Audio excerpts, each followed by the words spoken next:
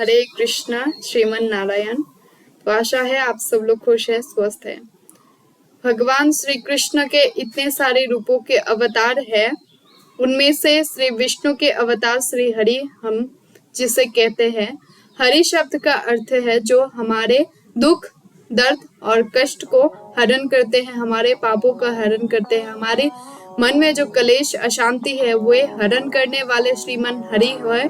और श्रीमन हरि के भक्ति के द्वारा ही हम जीवन में अपनी जो मोक्ष है उस मोक्ष को प्राप्त कर सकते हैं। भगवान श्री हरि त्रेता युग में राम अवतार लेके हमें सिखा के गए हैं कि मर्यादा में हमें कैसे रहना है, और वे द्वापर युग में कृष्ण अवतार लेके हमको सिखा के गए हैं कि मर्यादा में रहने के साथ साथ प्रेम के साथ कैसे हम लोगों के साथ मतलब बातचीत करके सद्व्यवहार के साथ प्रेम के साथ लोगों की मन को जीत सकते हैं, वो श्री कृष्ण अवतार में हमें सिखाते हैं।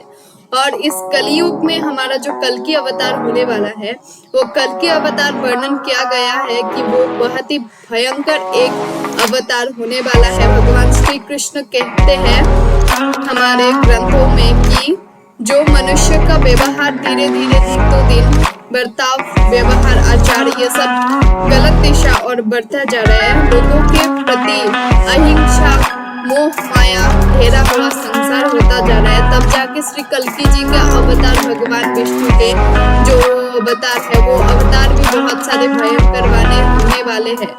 तो इसीलिए आप लोगों का करना ये है कि भयभीत ना हो के आपको भक्ति दिशा में आगे बढ़ना है। जैसे कि हम एग्जाम्स को देते हैं तब जाके हमारा पास कोई ऑप्शंस नहीं होता है, हम डरने से अच्छा है कि हम एग्जाम के लिए पढ़े। तो इसीलिए मैं कहती हूँ कि भगवान कल्कि जी के जो अवतार है उससे डरने से अच्छा है कि भक्ति मार्ग में आगे बढ़िए। अभी भी समय है, भक्ति कीजिए, बहुत सारा प्रेम कीजिए भगवान से, भगवान के ऊपर विश्वास रखिए, और जो दुनिया की मोह माया है उससे धीरे धीरे करके डिस्कनेक्ट होने की कोशिश कीजिए।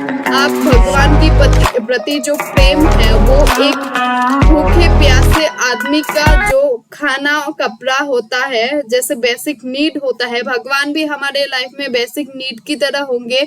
तब जाके हमारी भक्ति भाव आएगी, और भक्ति आने से ही हमारी लाइफ में सुधार आएगा। भक्ति के बिना लाइफ यूजलेस है, क्योंकि मनुष्य जन्म ही एक ऐसा जन्म है जिस जन्म में हम भक्ति करते हुए भगवान श्री कृष्ण जी से मिल सकते हैं।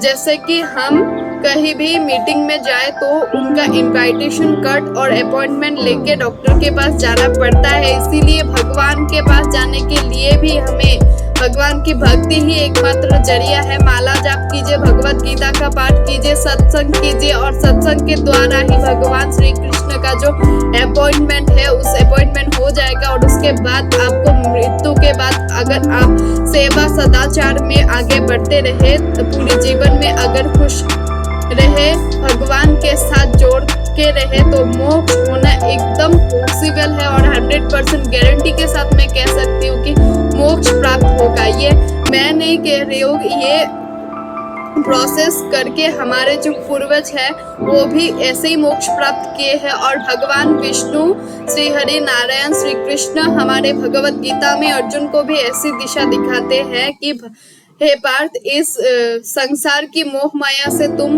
दूर रहो, क्योंकि ये जो है ये सारी चीज, ये सारी मेटल्स में जो जो तुमको दिया हुआ है सारी चीजें ये तुम्हारा नहीं है।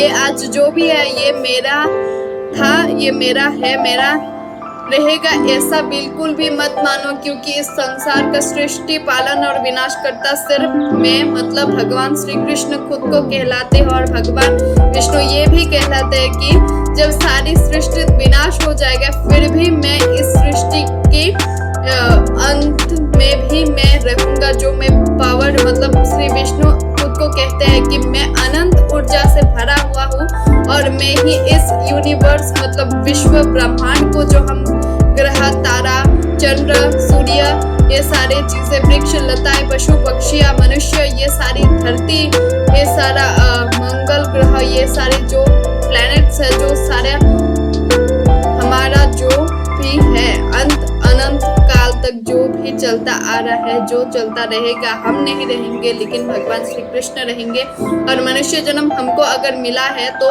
उसका बेनिफिट लीजिए और जल्दी से जल्दी भक्ति स्टार्ट कीजिए। भक्ति मार्ग के बिना आपकी लाइफ में सक्सेस भी पॉसिबल नहीं है। सक्सेस पाने के लिए भी भक्ति करना ही जरूरी है, वो एकमात्र जरिया है।